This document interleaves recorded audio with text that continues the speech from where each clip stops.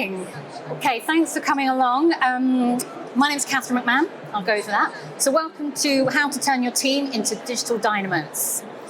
Okay, so a little bit about me, first of all, just so you kind of got a bit of stuff to back up. My name's Kathryn McMann. I run Kathryn McMann Consultancy. Our stand is just over there. I am a, to double check that, I am a digital marketing communications expert. I'm also a business coach and an agency owner, and that's Kathryn McMann Consultancy side. I also run Thinking Institute, which is bite-sized live training. And I'll be talking more a bit about this a bit later, but it's not all about that. I have 20 years in the business. I have seen things come and go an awful lot. I've seen the growth of everything, and I've seen things crash and burn whilst, establishing new technologies. I have worked across loads of different industries, public sector, corporate, down to individuals. People are people, essentially. They all follow the same niche. Okay, I'm also an RSA fellow, a Colonel of Kentucky, Freeman in the City of Glasgow, and an enterprise advisor for colleges around the Surrey and South London area, which is great fun. It's about helping young people get into careers. They're always looking for volunteers if anyone's looking as well. So, right. These are just some of the clients I've worked with, just to give you an overview. I have either coached them, I've trained them, I've consulted, or I've run and led campaigns with them. Just a handful. Brilliant. It's not working. Okay. Right. On to the juicy bits. How to turn your team into digital dynamos. Now, there's two angles to this. It's because we live in a world where technology is moving incredibly rapidly. Things are moving so fast, it's really difficult to stay ahead of it. Even if you work in the industry, we are always on.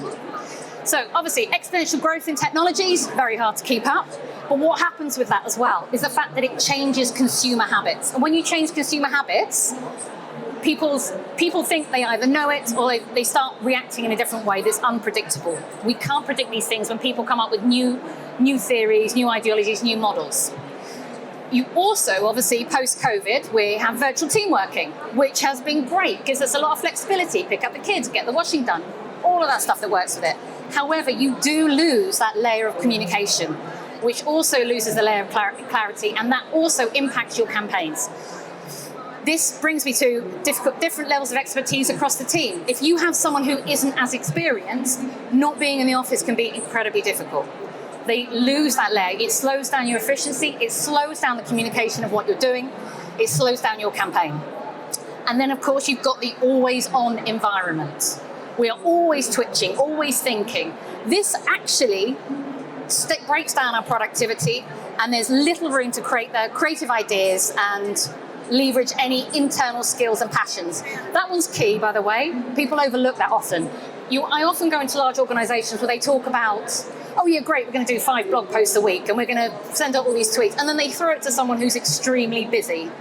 They don't care, they're not going to do it. You then have a battle and you've got a stuck pipeline on your hands. So you've got to think about all these different processes. People are part of your engine. Okay, so what can we do to counterbalance this, to build your dynamic Dynamo team?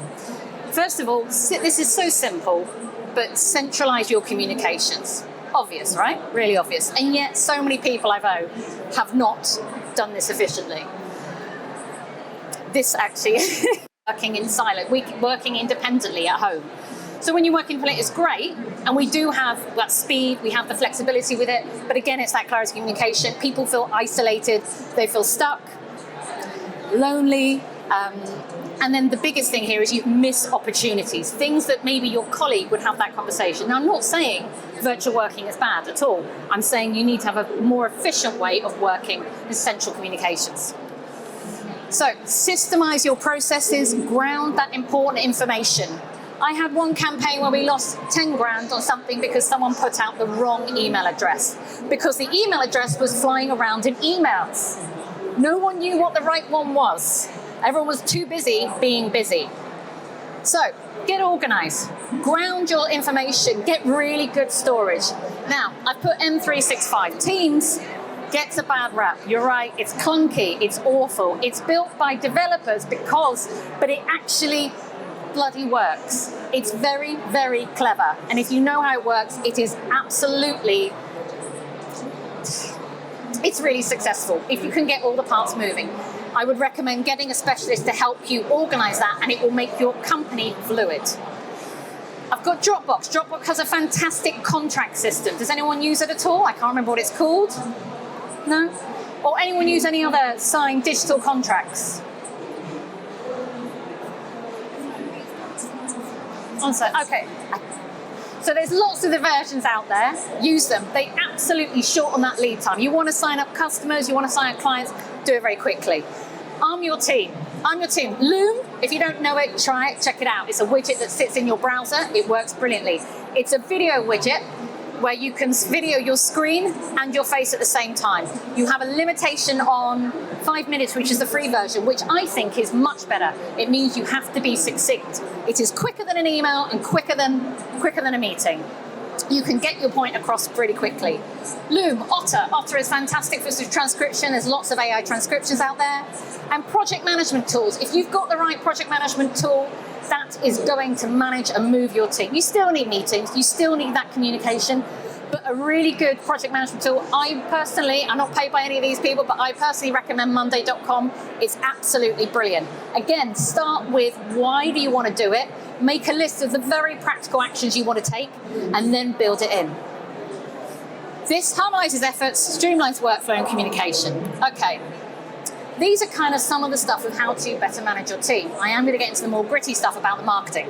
So another key one, and I've had this conversation all of yesterday, always start with why. Why are you doing something? Why are you doing TikTok? Why are you doing, why are you doing social media over email? Why is email more important? What does email say that social media can't?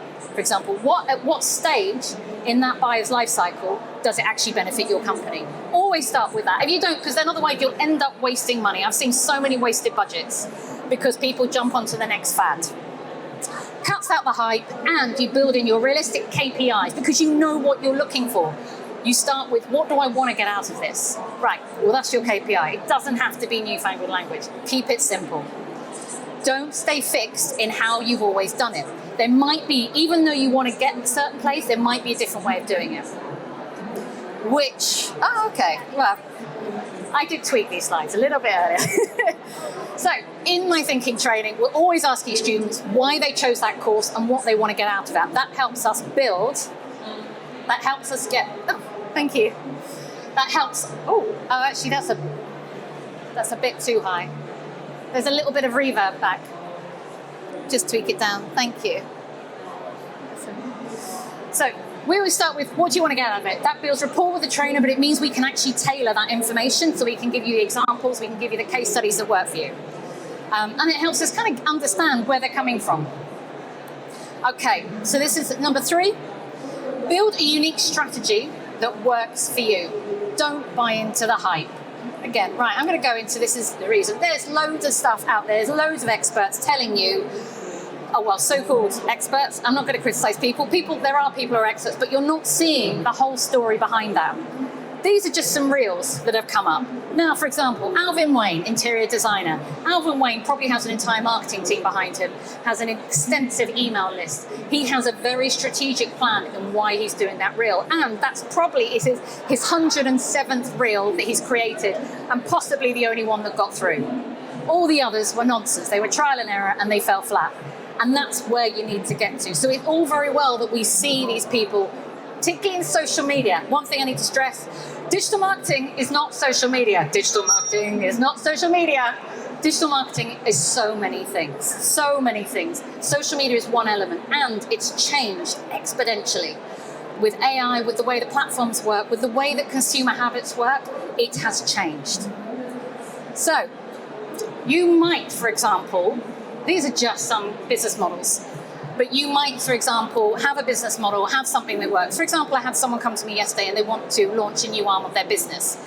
Even though it's the same principle of what they're doing, it's a completely different target audience, which means that they have to go approach it in a very, very different way. Which brings me on to the sales funnel. Classic sales funnel, traditional one. So what does it mean? We have your 5 steps. Fairly simple. We want to get them in the funnel, so we get people interested. This is why we're here today, so we can understand what people want, we can understand and target the niche people. But what are you going to do at that stage? Well, that depends say, for example, that depends where you're going to take them. What do you want to get out of it? For example, if you are a high-end car, Prius electric. I'm actually terrible at cars. I don't know anything about cars. But you are not going to do brilliantly in Instagram. However, you might do really well on Facebook Reels. Even though it's a very different platform, it's still social media. You also, the way you might approach it is you might work with your suppliers as well. So you need a whole other strategy for them. So at the top of your awareness funnel, you might have your press and PR. Very, very different approach and angle of talking about the benefits of that car, and then doing some social media, organic social media, maybe even some paid reels to drive traffic through to your site. Again, your approach is quite different. So what are you going to do with them when they come? You might create, from those reels, you might kind of get people through and create that traction, create them to sign up to their email address. You might then it might help you define who your target audience are, and then you can start to really tailor your PPC advertising. Your newsletter, for example, you're not necessarily going to send this straight out to all the people who've looked at the reels, but you might create a community for your suppliers and arm them with the information that they need that's going to come off the back of your reels that you've been putting out. So you have to think there is no one dynamic route. You have to think all the different touch points. At the decision stage, you might have a how-to video. One company which did really well with this is Stanley Tools. Really simple. How do you use this tool? Sounds really dumb, doesn't it? They did loads of 30-second short videos on their YouTube channel, and they then embedded them all within their site. So that kind of ticks your SEO, that ticks your different stage, your decision stage, it ticks your website, it ticks all those elements. But you need to think about the process of how are people going through this? What's going to be not just a value to them, not just a value to them, but how it's going to work. Let me think. How is it going to be of value to them to then go through to your website so they then make that call? So again, it's about building in the UX. Your action stage. Now this is key. Obviously, this is where you want them to make the payment. And sometimes you'll have seeders or advocates who won't necessarily be your buyers, but they still have a value in your whole chain. And you need to factor that in. So your opt-in forms, again, your supplier list, it's very difficult to know with variations. Let's think about an example. So the Stanley Tools, they have people come to their website for the how-to. They are then going to have that brand in their head when they go to their local store. What would be useful on that page? Maybe a postcode. Where's your local store based on your user information, based on your demographic? So squeeze forms, it depends. If you're a coach, for example, you might take them through the process. You've done yourself a reel at the top. You might have done some press and PR in a particular business magazine or a lifestyle magazine to support those reels. Again, it's a chain reaction. You cannot think of this as linear, which is why everyone's journey is unique. And then you have the retention stage, memberships, loyalty, writing a review. How many times have you bought a product based on some random stranger's review? Because you know that they're random. They have no benefit to them to tell you exactly how their experience was. This is how Amazon thrives. Okay, and this is where you upsell. Customer support is crucial. Now, you can use AI in there, but maybe there's value in actually having a team at the back end of that. This is the bit I love, is how it feeds back in. So that review feeds back in and tells other buyers. Those people that have gone to your website tells the search engines that those are the people you're targeting. It brings it all back. It feeds back. You'll get your path correct. It will nurture it for you. Okay, so that's all of them together. Right, so that's fairly straightforward. We have a non-linear path that you have to plot for your business that is, of course, unique. You also have to think about the people and your resources inside that organization. Now, if, for example, I have had multiple companies come to me and say they've seen customers drop off because they couldn't pay. And this is not about the fact that because people didn't want to pay, they wanted to pay. But the whole process held up them getting that product. So they ended up going off to competitors because The invoicing was somebody else's problem. No one thought about the connection between, and of course digital connects all of that up. If you're working with people at home, you need that digital information, you need that connection. Not just your PR and social, by the way, should absolutely be talking. They should always be talking. Your sales, obviously, there's a huge connection between sales and marketing, but there is also a clear skills base and distinction between the two as well. So if you're a small organisation, understanding that and knowing where it starts and it stops is also important, part of your sales funnel. Just to go back, with the sales funnel here, the traditional marketing and sales, marketing used to be the top two and the bottom three were sales. And now marketing is the top three to four and sales is the last two. There is a huge jump in the overlap, and the sales team pick it up and they don't know what you've discussed. They don't know the story that you've been through. They need to know the story that you've been through as an individual, as a consumer. So you've got to think about the people, you've got to think about your resources. You don't have Apple's budget, right? So in the same context, when I do the training, I won't bring up Apple case studies because it's irrelevant. But you do have a certain amount of budget. You might have someone who is passionate inside your organisation who goes, you know what, I love taking pictures. I'm always on Instagram. Great. Get them to be your photo person. Get them to build a content bank. Arm them with the tools. Okay. Foster continuous learning. So build a culture of ongoing learning. Things are moving fast and rapidly. Get people engaged. Get them to fit it in when it suits them. Again, people are people. We are not just cramming them into boxes. It doesn't work. You get very disgruntled employees or team members if there's a lack of communication there. Create the room to create. Again, it's about that creativity. You wouldn't believe the amount. Woo! Sorry.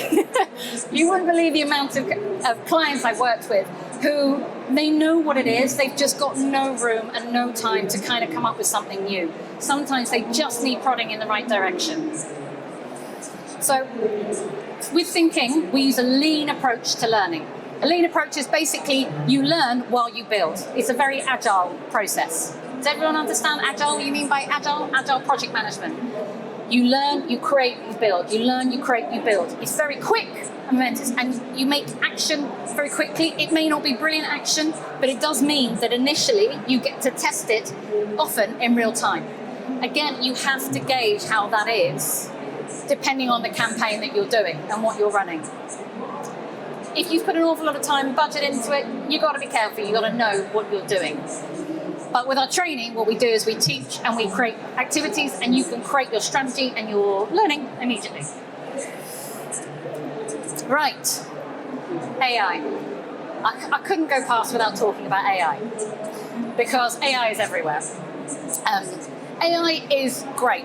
It really has sped everything off. Great, we can be online even more. We can do everything even faster till we spin around. AI is a tool. It's not a single solution. It needs an individual to drive it. These are just some of the things you can do with AI. There's loads more. You can build websites. You can do tons of stuff.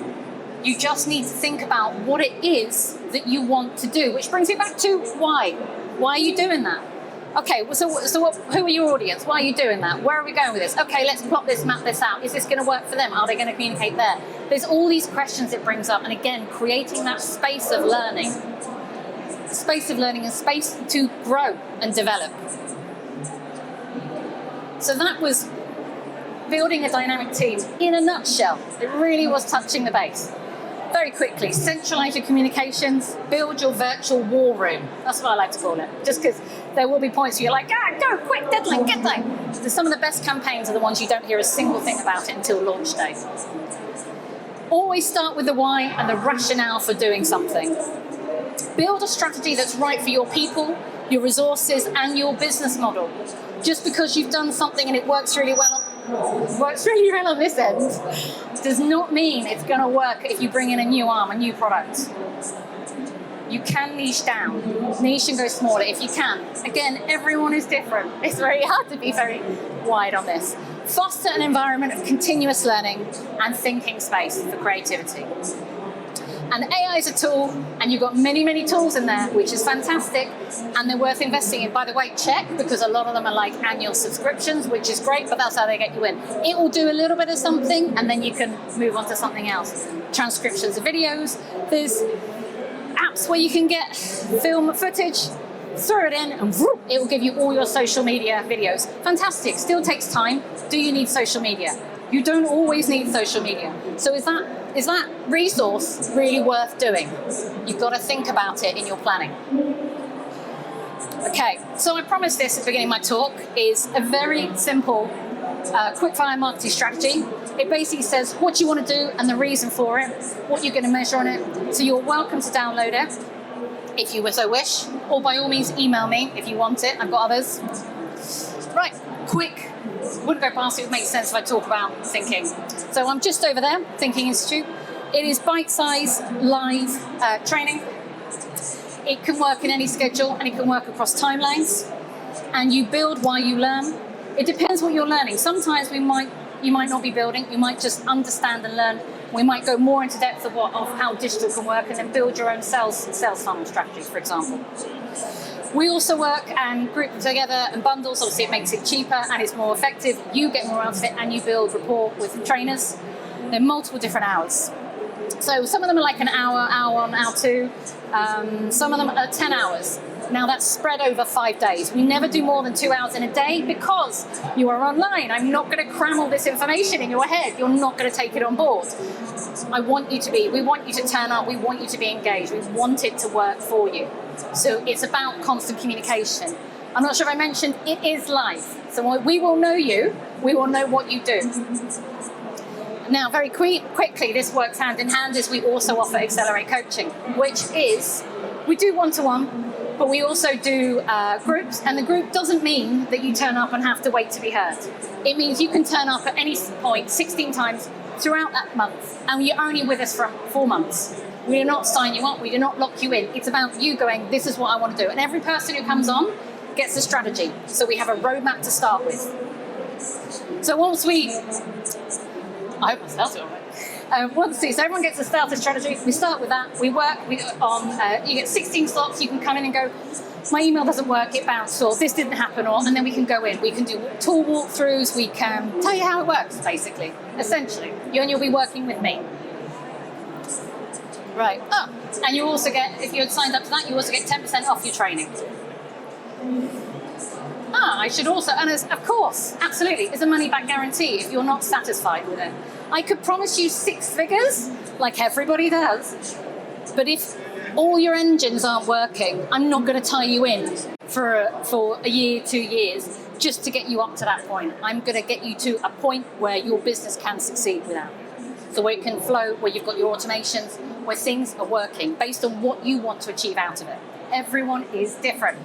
This is why I do a very comprehensive review of your business before we work together. Otherwise, I'm not helping you. You're just another number. Okay. I should say I'm also offering 10% off the training at the show today, and also Black Friday through to Monday.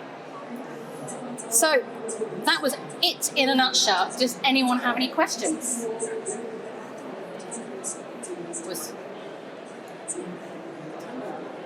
Okay. Well, thank you very much. Again, I'm over at this stall over here. If you want to talk about your business, you want to get any free advice, because often everyone does, which is great. I love it. New challenges. Just over there, please come on over, grab a card, and get to know a bit more. Thank you very much for listening.